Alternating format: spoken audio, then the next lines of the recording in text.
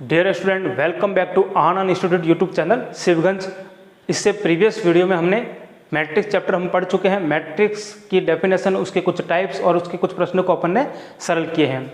और मैट्रिक्स होता क्या था? मैट्रिक्स एक आयताकार बॉक्स है या वर्गाकार बॉक्स भी कह सकते हैं, जिसके अंदर अपन कुछ नंबर्स या फंक्शन जो हम एक अरेंजमेंट करते थे, उनको व्यवस्थित करने का एक तरीका है। मैट्रिक्स के अंदर किसी भी मैट्रिक्स को अपन सरल करके उसकी कोई वैल्यू अपन नहीं निकाल सकते हैं या कोई मान अपन ज्ञात नहीं कर सकते हैं। आज हम सारणिक के बारे में पढ़ने वाले हैं। सारणिक होता क्या है? तो मैट्रिक्स का ही एक टाइप है। मैट्रिक्स का कौन सा टाइप? मैट्रिक्स जो वर्गावी मैट्रिक्स होती थी, जिसके अंदर पंक्ति और स्तंभों की संख्या क्या रहती थी? समान। उन्हीं मैट्रिक्स को अपन सारणिक के अंदर उनको चेंज करेंगे और उनकी अपन वैल्यू फाइंड कर सकते हैं। इन दोनों में एक माइनर डिफरेंट ये है कि मैट्रिक्स को केवल एक अरेंजमेंट है जिसको अपन सरल करके कोई वैल्यू फाइंड नहीं कर सकते, लेकिन सारणिक को अपन उसकी वैल्यू निकाल सकते हैं। वो अपन किस प्रकार से ज्ञात करेंगे अभी आगे देखेंगे। सारणिक के अंदर उन्हीं सारणिक की अपन वैल्यू निकाल पाएंगे जिनके अंदर जो मैट्रिक्स होगी उनकी कोटि, पंक्ति और स्तंभों की संख्या बराबर होगी। उन्हीं सारणिक को अपन उनकी वैल्यू अपन ज्ञात कर सकते हैं। तो अपन देखते हैं सारणिक की डेफिनेशन क्या है कि माना ए कोई एक मैट्रिक्स है, i इंटू जे जो होंगे उसमें अवयव होंगे, और किसी भी कोटि की एक मैट्रिक्स होगी।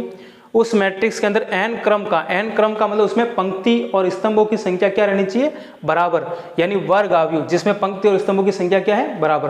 तो आपको मैट्रिक्स कैसे लेनी है? ऐसी मैट्रिक्स लेनी है जिसके अंदर उनके पंक्ति और स्तंभों की संख्या समान रहे, एक वर्ग अवयव हो, तब एक अद्वितीय संख्या, यानी उस मैट्रिक्स को आपको किस में बदलना है? सारणिक के अंदर। तो सारणिक के अंदर बदलने के लिए जो बॉक्स होता है उनको निशान हटा करके आपको क्या लगाना है?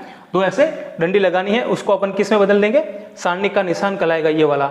तो अवयव ए की सारणिक कहलाती है और इसे सारणिक ए, या इसको पढ़ेंगे इस तरह से, सिंबल के अंदर आपको लिखा हुआ है सारणिक ए, या इसको अपन डैल से प्रदर्शित करते हैं।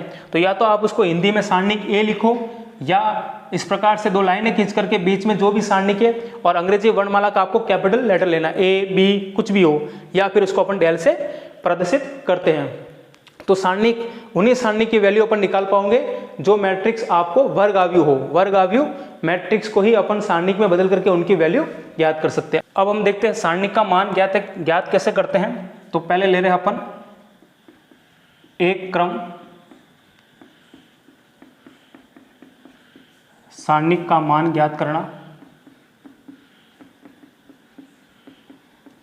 जैसे आपको कोई एक मैट्रिक्स दे रखी होगी ए, ठीक है ना, और वो एक कोटि की है, यानी उसके अंदर 1 इंटू 1 ऑर्डर की एक मैट्रिक्स है। इस मैट्रिक्स को एक वर्ग अवयव है जिसके अंदर पंक्ति और स्तंभों की संख्या क्या है? बराबर। तो 1 इंटू 1 ऑर्डर की मैट्रिक्स है। इस मैट्रिक्स को आपको सारणिक में बदलने के लिए क्या करोगे? यहाँ से इस जो सारणिक का निशान होगा वो आपको लगाना है। यहाँ पर ये मापांक का निशान नहीं है, मॉडुलस नहीं है, ये किसका निशान है? सारणिक का निशान है। तो यहाँ से हट जाएगा और इसको अपन लिखेंगे 2। तो 1 इंटू 1 कोटि की जो सारणिक का मान होगा वही अवयव होगा जो इसके अंदर दिया हुआ होगा। और एक और एग्जाम्पल लेते हैं, जैसे एक सारणिक में ले रहा हूँ b और मैं ले रहा हूँ -5, तो इस सारणिक की वैल्यू क्या हो जाएगी? -5। अब हम ले रहे हैं दो क्रम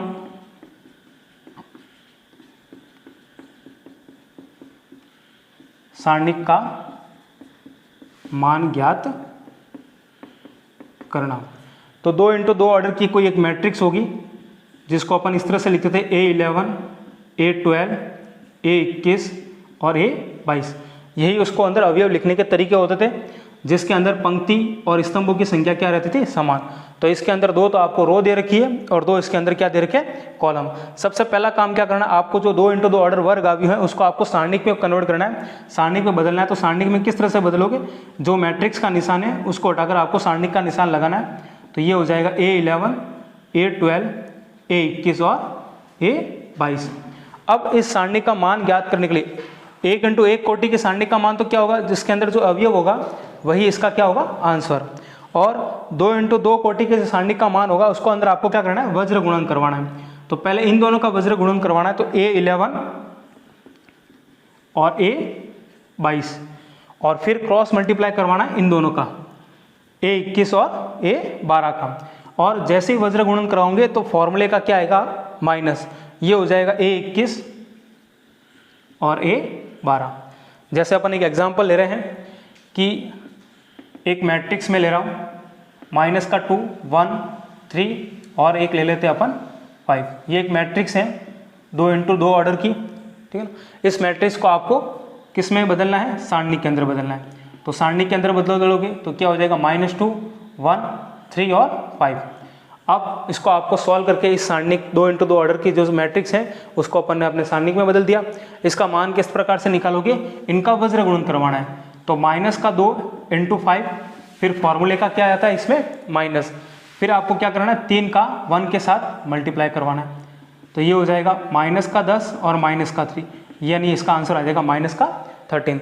तो अभी तक आपने क्या देखा है, जो मैट्रिक्स का एक टाइप है, कौन सा टाइप, वर्ग आव्यूह, ठीक है ना। इसमें यही ध्यान रखना आपको, मैट्रिक्स का कौन सा टाइप, वर्ग आव्यूह, जिसके अंदर पंक्ति और स्तंभों की संख्या क्या रहती है, बराबर। उन्हीं आव्यूह को अपन सारणी में बदलकर उनका मान ज्ञात कर सकते हैं। वैसे मैट्रिक्स के अंदर क्रम बहुत सारे होते हैं, लेकिन सभी मैट्रिक्स को अपन सारणी में नहीं ले सकते और उनकी वैल्यू नहीं निकाल पाएंगे, वही लेंगे जो वर्ग आव्यूह होगा।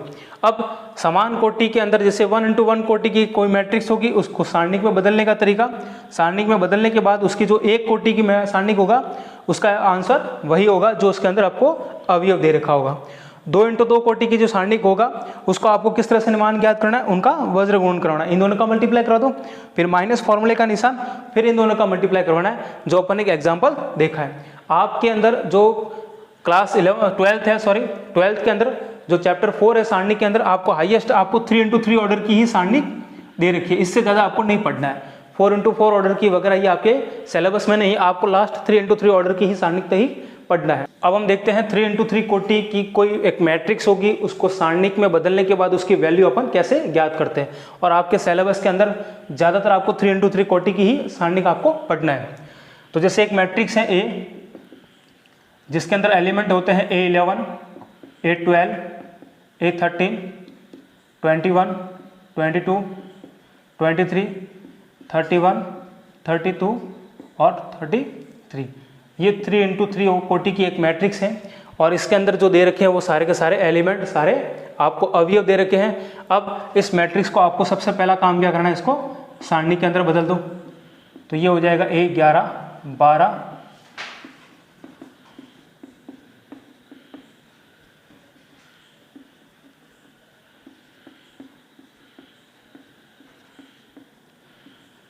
अब आपको सारणिक को खोलना है। तो सारणिक को खोलने के लिए या तो किसी भी पंक्ति के सापेक्ष आप खोल सकते हो या किसी भी एक कॉलम के साथ आप खोल सकते हो। मैं पंक्ति फर्स्ट यानी रो इसके सापेक्ष सारणिक को खोल के बता रहा हूँ। तो करना कैसे आपको ध्यान रखना है, जैसे सबसे पहला अवयव कौन सा है इसके अंदर, ये वाला A11 एलिमेंट, इसको आपको ऐसा कैसा लेना है। फिर इसके संगत जो सिद्ध में आ रहे हैं, यानी जो आपको रो और पंक्ति आ रही है, जो रो और कॉलम यानी पंक्ति और स्तंभ आ रहे हैं उनको छुपाना है। तो A11 के संगत आपको जैसे कि ये पंक्ति और ये स्तंभ आपको छुपा दो। फिर जो बचे एलिमेंट वो आपको सारे लिखना है, यानी ये वाली स्तंभ और ये वाली पंक्ति आपको क्या करना है, छुपाना है। फिर इसके अंदर जो जो बचे वो आपको एलिमेंट लिखने हैं। ये लिखोगे आप A22, A32, 23 और फिर दूसरा अवयव कौन सा है, A12। इसके अंदर यहाँ पर आएगा माइनस का निशान। अब ये माइनस क्यों आता है वो भी मैं बताऊंगा, ठीक है ना। इसके बाद जो आएगा फॉर्मूले का माइनस, फिर सारणिक का निशान। अब इसके संगत, इस अवयव के संगत जो आपको पंक्ति और स्तंभ मिल रहे हैं उसको छुपाना। तो इसके अंदर ये स्तंभ मिल रहा है और पंक्ति कौन सी मिल रही है, ये, तो ये पंक्ति और ये स्तंभ छुपाना है। अब ये कौन से बचे, A21, A31, 23 और 33। फिर लास्ट वाला A13। फिर कौन सा निशान आएगा, प्लस का आएगा। इसके अंदर इसको छुपाओ और इसको, यानी ये वाली पंक्ति इस अवयव के सिद्ध में ये पंक्ति और ये स्तंभ क्या करना, आपको छुपाना है। बचे हुए एलिमेंट कौन से हैं, A21,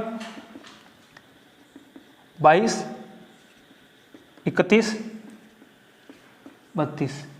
आपको पहला काम करना है, इसके अंदर किसी भी पंक्ति, चाहो आप ये वाली पंक्ति के सापेक्ष भी खोल सकते हो, यही तरीका करना है। जैसे मैं ये वाला अवयव लूंगा तो इसके सिद्ध में ये पंक्ति ये स्तंभ छुपा दो, जो एलिमेंट बचे वो इस तरह से लिखना है। फिर यहाँ पर A22 लिखोगे, इसके सिद्ध में ये जो पंक्ति ये स्तंभ छुपा दो, ये वाले एलिमेंट बचेंगे वो यहाँ पर लिखने। फिर आपको A23 को छुपाना है, इसके सिद्ध में, इस अवयव के सिद्ध में जो आ रहा है उसको छुपा दो। फिर ये दोनों एलिमेंट आपको लिखने हैं। किसी भी पंक्ति और किसी भी स्तंभ के साथ आप खोल सकते हो। तो इसको खोलने का तरीका, इसमें 3 पंक्ति हैं और 3 क्या स्तंभ, तो 6 तरीके से आप खोल सकते हो। किसी भी पंक्ति किसी भी स्तंभ के साथ खोलोगे, इसके मान में कोई परिवर्तन नहीं होगा। आप किसी भी प्रोसेस से इसको खोलोगे, इसका रिजल्ट, इसका जो आंसर आएगा वो सब में क्या रहेगा, एक जैसा ही रहेगा। अब यहाँ पर ये प्लस माइनस किस तरह से आता है वो ध्यान देना। यहाँ पर जो अवयव है 1 11, तो इन दोनों का सम 1 + 1 क्या है, प्लस, यानी कि 1 + 1 को करेंगे तो कौन सी संख्या आ रही है, सम संख्या। तो सम संख्या है तो कौन सा निशान आएगा, प्लस। 1 और मैं 2 को ऐड करूंगा तो कौन सा निशान आ रहा है, विषम संख्या आ रही है, सॉरी विषम संख्या आ रही है तो कौन सा निशान लेना है, माइनस।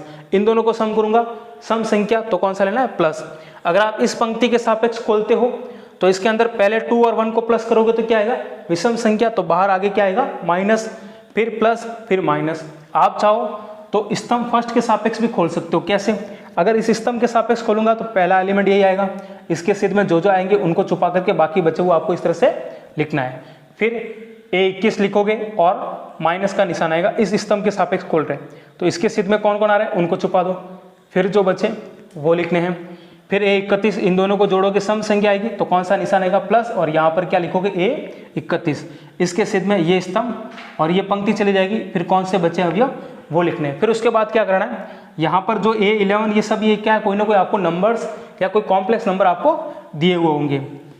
A11 इनका वर्ग गुणन करवाना है, क्रॉस मल्टीप्लाई, और क्रॉस मल्टीप्लाई करवाते हो फिर बीच में फॉर्मूले का निशान क्या आएगा, माइनस। इन दोनों का मल्टीप्लाई A22 A33, फिर माइनस A32 A23, फिर माइनस का निशान A12, इन दोनों का क्रॉस मल्टीप्लाई करवा दो, ये हो जाएगा A21 माइनस,